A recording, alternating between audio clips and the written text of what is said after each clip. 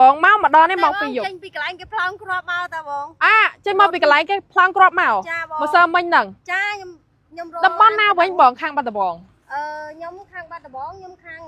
អម៉ាល់បងអម៉ាល់ចាតែខ្ញុំចាអញ្ចឹងដូចបងភាសឹកដែរណាបងភាសឹកតាបងខ្ញុំរត់មកតាមកសើមិញហ្នឹងមកទាំងយប់អត់យកអង្គអត់យកអីមកទេបងអើយមកទាំងយប់ហ្នឹងតោងអីបានយកហ្នឹងបងអូហ្នឹងហើយម៉ោង11មុនម៉ោង11តែម្ដងនេះម៉ោង2យប់ណាបងណាចឹងមកក្រុមគ្នាបងហ្នឹងហ្មងចឹងទៅខ្ញុំនៅខាងកន្លែងគេប្លង់គ្រាប់ហ្នឹងតាបងខ្ញុំទៅដាក់ទៀននៅខាងហ្នឹងចឹងបងទៅដាក់ទៀននៅខាងហ្នឹងគេប្លង់គ្រាប់មកតែម្ដងចាខ្ញុំបានមកងាកនឹងឯងភ័យបងឲ្យមើលចាយប់មិញដាក់ជំរកនៅហ្នឹងចាប់ដើមចិញ្ចឹមទាចិញ្ចឹមអីនៅហ្នឹងហ្មងដោយសារតែយើងភាសឹកមកប៉ុន្តែអាជីវកម្មក៏យើងអាចចោលដែរណាបងណាអូនេះជាពងទាដែលបានចិញ្ចឹមហើយគឺយើងយកពងចេះតែម្ដងតែភៀសមកសើមិញហ្នឹងបានយកតោទាំងទាដោយទាំងទាដោយទាំងអីមកដែរខ្លាចតែពេលដែលយើងរត់មកអញ្ចឹងទៅយើងអត់មានអីយើងដូចថាយើងខំរស់ស៊ីបានតែប៉ុណ្្នឹងឯងបងបើយើងអត់ដឹកមកវាអស់ហើយអស់ដើមទុនហើយបងចា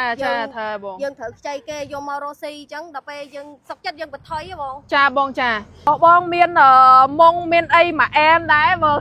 ខ្ញុំចង់ជួយជាវពងទាបងគិតមិនវិញអីមិនវិញបងខ្ញុំលក់ឲ្យបងអានេះឲ្យយន្តផ្ទះសឹងអញ្ចឹងខ្ញុំលក់ឲ្យបើតាមម៉ឺក៏លក់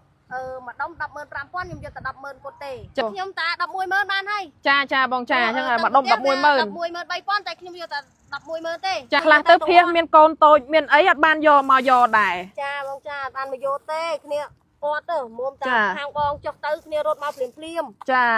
ដូចខ្ញុំតោងអីបានខ្ញុំយកហ្នឹងហើយចា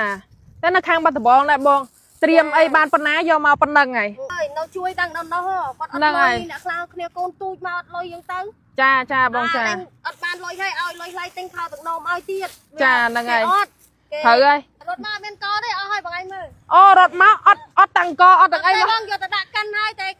យើងទិញកអ្នកស្រុកស្រូវអ្នកស្រុកយកទៅដាក់កិនចាតែដល់ពេលដល់ម៉ោងរត់ទៅអត់បានយកកមកទេបងអើយណែយកភ័យវិញយកគេបិទអស់លលីងហើយស្រុកហ្នឹងអូអញ្ចឹងនៅហ្នឹងគេរត់ចេញមកទាំងអស់ដែរហ្មងគេភៀសឹកមកគ្រប់គ្នាដែរចា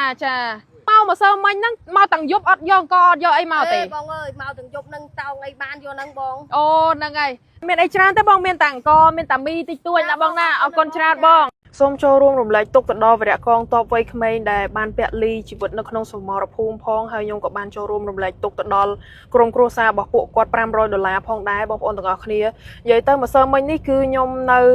ធ្វើការនៅតាមខេត្តពេញមួយថ្ងៃតែម្ដងហើយ offline ខ្ញុំអត់ហ៊ានទាំង post ទៅធ្វើ post អីទេដោយសារតែតំបន់គ្រោះថ្នាក់ពេកខ្ញុំអត់បានបញ្ចេញអីទាំងអស់ម្សិលមិញហ្នឹងទឹមតែបើក Facebook មកទឹមតែបញ្ចប់ការងារហ្នឹងក៏ឃើញថាវរៈកងទ័ពវ័យក្មេងរបស់យើងបានពលីហើយពេលហ្នឹងគឺពិបាកទទួលយកខ្លាំងមែនតើហើយខ្ញុំក៏បានចូលរួមរំលែកទុកគាត់ហើយដែរអរគុណច្រើន